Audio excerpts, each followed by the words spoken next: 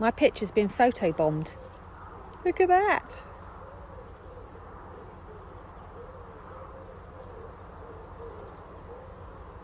So I'm just potting on my cornflowers into their 15 cell trays. And if you're interested in the difference in the size of the trays, I'm going to play a video for you now where I show you exactly the size of the cells they've come out of and the size of the cells they're going into.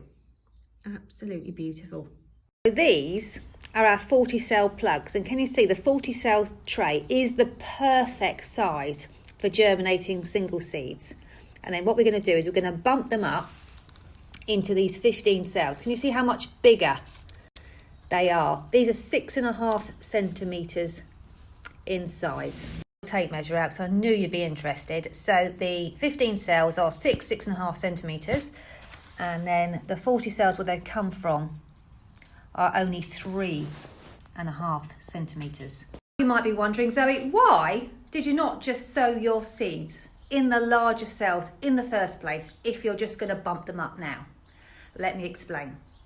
When a seed first germinates, it has everything it needs in its seed coat, so it doesn't need nutrients and lots of compost. Seeds often need special conditions to get them to germinate, such as light or heat, and there's only so many seedlings you can fit on your windowsill, so the smaller the cell, the more you can fit in to a confined space. Now, not all of your seeds might germinate, especially if you are new to sowing seeds. So it's always better to sow more than you need to make sure that you've got enough when it comes to potting on time.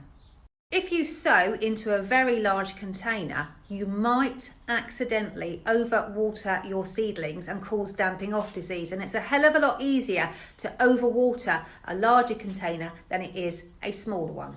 I thought I'd show you this. This is a cornflower that has germinated. There was one seed in the cell and it's grown beautifully with all that space.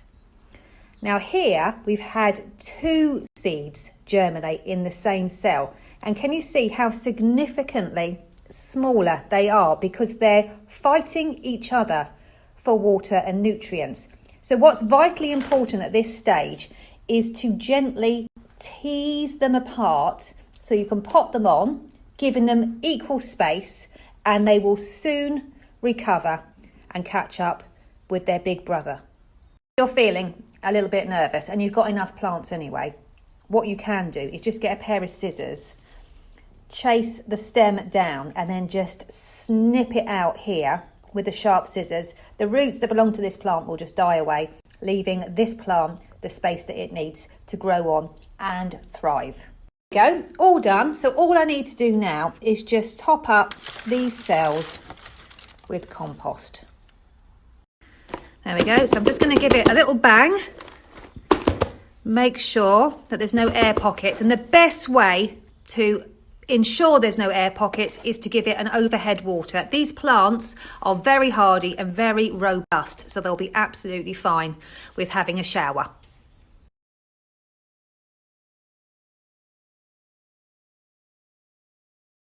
So it's now the end of February and it's been a very mild start to the year, so we're able to plant out our cornflowers, and this is what we're after: good strong root growth.